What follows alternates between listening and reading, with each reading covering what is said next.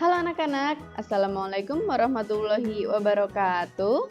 Jumpa lagi dengan Bu Intan, wali kelas 5 SD Negeri Karangasem 2, Surakarta. Mulai belajar yuk.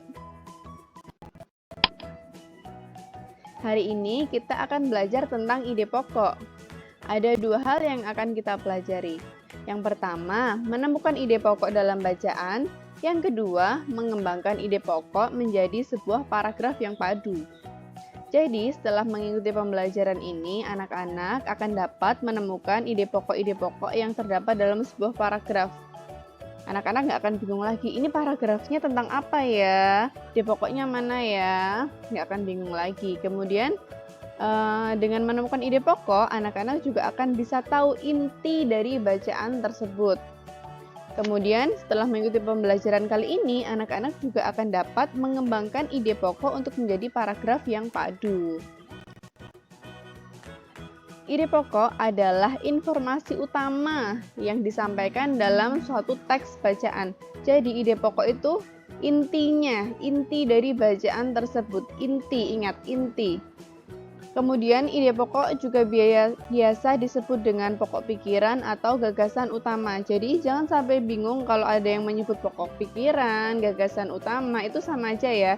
Ide pokok, pokok pikiran, gagasan utama itu semuanya sama, hanya penyebutannya saja yang berbeda. Dan ide pokok itu biasanya terdapat pada kalimat utama dalam sebuah paragraf.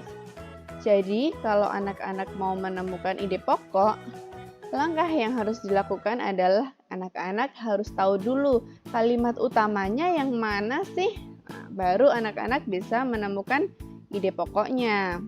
Selain ada kalimat utama, biasanya dalam suatu paragraf ada juga yang namanya kalimat penjelas. Jadi, dalam paragraf itu biasanya terdiri dari kalimat utama, kemudian ada informasi-informasi tambahan untuk memperjelas kalimat utama lah. Informasi tambahan itu, kalimat-kalimat tambahan itu disebut juga dengan kalimat penjelas. Kenapa sih kita harus mengetahui ide pokok? Manfaatnya apa? Manfaatnya itu, kalau kita sudah tahu ide pokoknya, kita akan lebih mudah mengetahui inti atau masalah utama dalam bacaan. Seperti yang Bu Intan jelaskan tadi, ide pokok adalah informasi utama. Jadi, ide pokok itu inti dari bacaan tersebut. Kalau anak-anak sudah tahu ide pokoknya, anak-anak pasti tahu intinya. Oke, lanjut menemukan langkah-langkah menemukan ide pokok.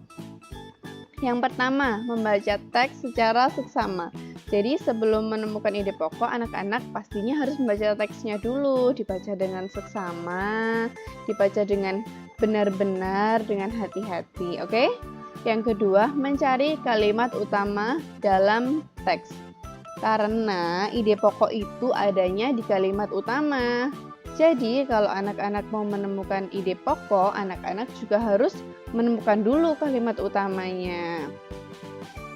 Kalimat utama dalam sebuah paragraf biasanya ada yang terdapatnya di awal paragraf, ada di akhir paragraf ataupun di awal dan akhir paragraf. Itu ya anak-anak ya. Kalimat utama yang terdapat di awal paragraf itu biasanya paragrafnya disebut paragraf deduktif. Kalau adanya di akhir paragraf, paragraf induktif. Kalau di awal dan akhir biasanya disebut dengan paragraf campuran. Jadi anak-anak nggak usah bingung untuk menemukan kalimat utama. Ini dia clue-nya. Ya, biasanya adanya di awal, di akhir, atau dua-duanya. Gitu ya anak-anak ya. Langkah yang ketiga yaitu kalau kalian sudah menemukan kalimat utamanya, pasti di situ ketemu ide pokoknya. Tapi jangan salah, ide pokok bukan berarti sama persis dengan kalimat utama. Ide pokok itu lebih inti dari kalimat utama. Agar lebih jelas, kita lihat contohnya. Berikut, Bu Intan punya sebuah teks berjudul Gurita. Dalam paragraf ini, setelah kita membaca keseluruhan paragraf, kita bisa tahu kalimat utamanya yang mana. Kalimat utamanya yang Bu Intan garis merah.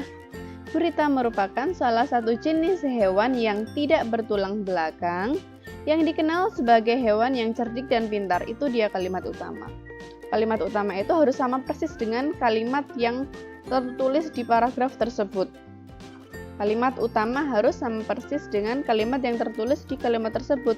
Tetapi ide pokok itu apa? Ide pokok adalah inti dari kalimat utama tersebut, ya.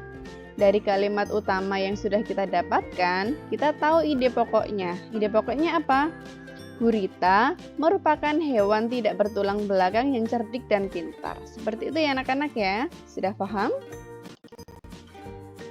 Yang kedua, kita akan belajar untuk mengembangkan ide pokok menjadi paragraf yang padu.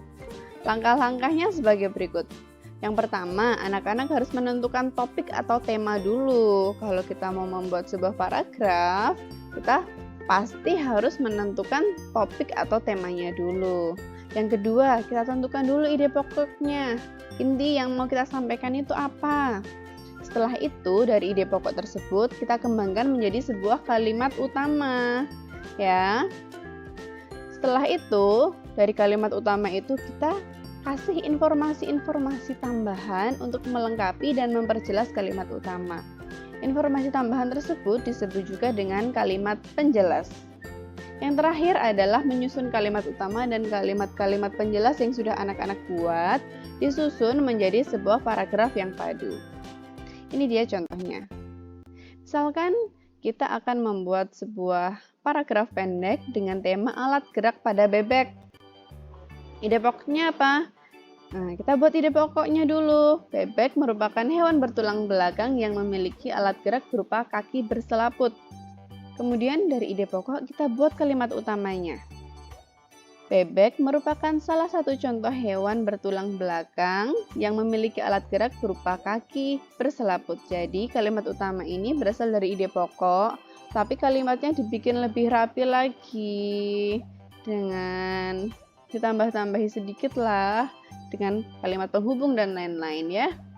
Kemudian dari kalimat utama tersebut kita kembangkan lagi. Kita berikan informasi-informasi tambahan untuk memperjelas kalimat utamanya. Itu namanya kalimat pendukung. Dari kalimat utama tersebut kita punya beberapa kalimat pendukung. Misalnya, selaput tersebut terletak di antara jari-jari kakinya.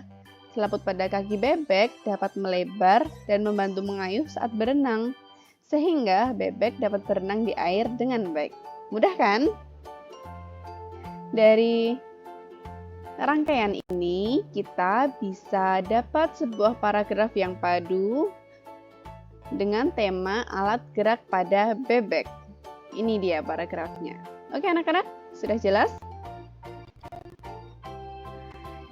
Apa kita pelajari hari ini? Yang pertama, kita sudah belajar tentang ide pokok. Ide pokok itu adalah informasi utama yang disampaikan dalam sebuah teks bacaan. Dan ide pokok biasanya terdapat pada kalimat utama sebuah paragraf. Kemudian, manfaat mengetahui ide pokok apa? Agar kita mengetahui inti atau masalah utama dalam bacaan. Langkah-langkahnya untuk menemukan ide pokok, yang pertama membaca teks, kemudian mencari kalimat utamanya dan kita temukan ide pokoknya. Kemudian untuk langkah-langkah mengembangkan ide pokok menjadi sebuah paragraf yang padu. Yang pertama, menentukan topik, menentukan ide, membuat kalimat utama, kemudian membuat kalimat penjelasnya dan menyusunnya menjadi paragraf yang padu. Itu dia anak-anak, rangkuman materi kita hari ini.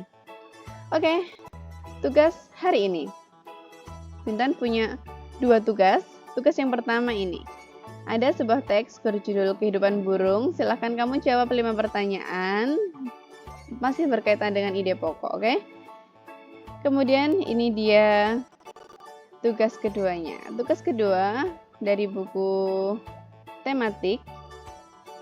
Tema 1 halaman 3 dan juga halaman 4 ya ini. Halaman 3 dilanjut sampai halaman 4 tentang organ gerak hewan dan manusia. Silahkan kalian temukan ide pokok dan kalimat pengembang atau kalimat pendukungnya, oke? Selamat mengerjakan, tetap semangat, jaga kesehatan. Wassalamualaikum warahmatullahi wabarakatuh. Kelas 5 istimewa.